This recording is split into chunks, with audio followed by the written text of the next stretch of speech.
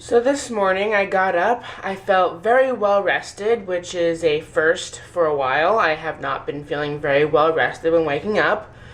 I go into the bathroom and I accidentally knock out this thing. If you can see, there's a plastic thing right there that's broken. That covered the light. I mean, that's bad because we have to now replace that, which might come from my security deposit. But we come in here, in that corner of where the lights go, and that corner of where the lights go, it seems like there's mold. So in a way, it's a good thing that fell. So now I can get rid of that mold, if it is mold, by contacting the main office of my apartment complex.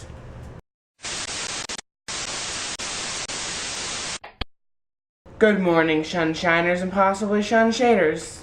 So I'm a tad bit angry at one of my friends. So that group we put in yesterday, where the whole freak out thing, that's not important now, happened, had one of my friends in it, and he was appointed team leader of our group. Sorry. And we made plans this morning to meet up before class, or before I had class, he didn't have any class, to take pictures with our group.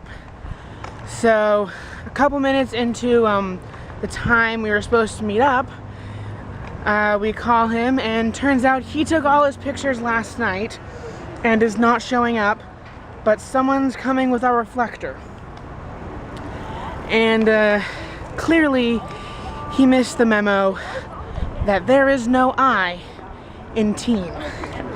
So now me and this other kid are like rushing around to take our photos before tomorrow when they're due, because we had to kind of wait for the reflector, which didn't show up until I got to class, actually, because there was someone else in my class that was bringing the reflector.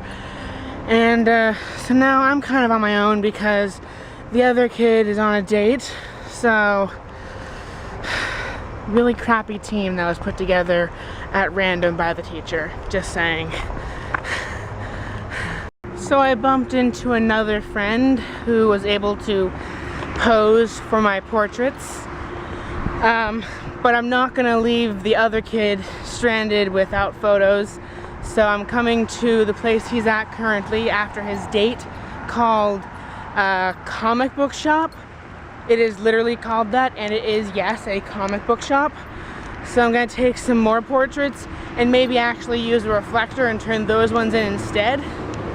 Sorry, it's a comic book shop, not the comic book shop. So this comic book shop has a bar and it's called the Geek Easy. It's funny because it's like speakeasy, but for geeks. Okay, so allow me to tell you the events that just happened. They're pretty crazy, but completely true. So it started when I got back from taking my pictures for photography. I needed to get in contact with the group leader of my photography group, my friend Jihan. For some reason, I had not gotten his cell phone number at the beginning of this project, so I contacted the other person in my group to give me his number, and then I started texting Jihan. Based on the responses I was getting, it didn't seem like it was Jihan's number. I even called it, and the person who picked up was not Jihan. So I'm like, okay, maybe I don't have his number. So then I contacted our mutual friend, EJ, to see if he had Jihan's number. I also decided to message Jihan on Facebook. I found out from EJ that I had called him just as he was leaving to go to Jihan's apartment and help him with some photo homework or whatever. So I'm like, okay, EJ will get Jihan my message. Then I got a response on Facebook, but they were oddly out of character for Jihan. They were talking about doing cocaine, being high on cocaine and wanting to sell me some cocaine. Automatically a red flag went off saying this is definitely a joke. Either play along or try to convince them to stop.